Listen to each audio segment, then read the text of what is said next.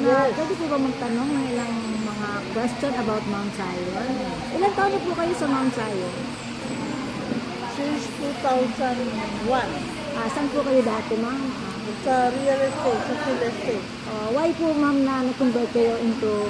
Because nung nagkaroon ng Asian crisis,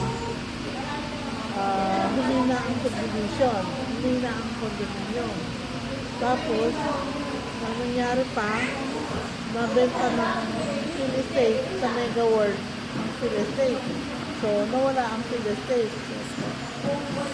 Since one of the owner of real estate is Atty. Santos, kinausap namin siya na why not open a memorial park business.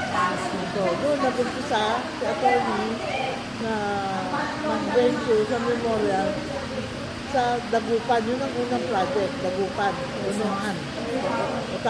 Dagupan. So, after Dagupan, that was year 1999. Sumunod na lahat. After Dagupan, Tarlac, How many branches na lang na-produce ni Mr. Atty. Santos po na Mount Zion?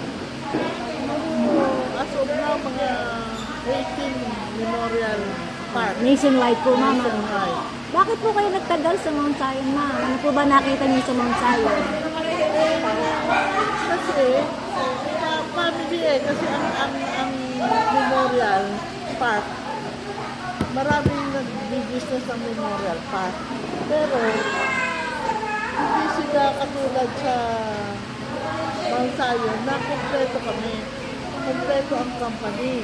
May marketing, may mga tao, may engineer, may maintenance. So, wala ka ng, as a marketing people, wala ka ng problema. Ang ano mo na, magbenta. And since Atty. Santos came from real estate, yan ang forte ng real estate mag-develop ng golf course. Ano ba itong memorial park natin? Parang golf course. Yes. So, compare sa ibang memorial, hindi tayo patatalo. Kasi tayo, ang ating memorial park is like a golf course. Meron drainage yan, may sewage yan. Na may sariling sprinkler ang tubig niya. Hindi katulad ng ibang memorial, nilagyan na ng kalsada, tapos na. Opo. Yes po. Diba?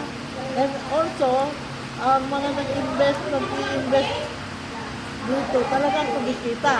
When we start Baliwa 2001, it's only 17,000 per lot.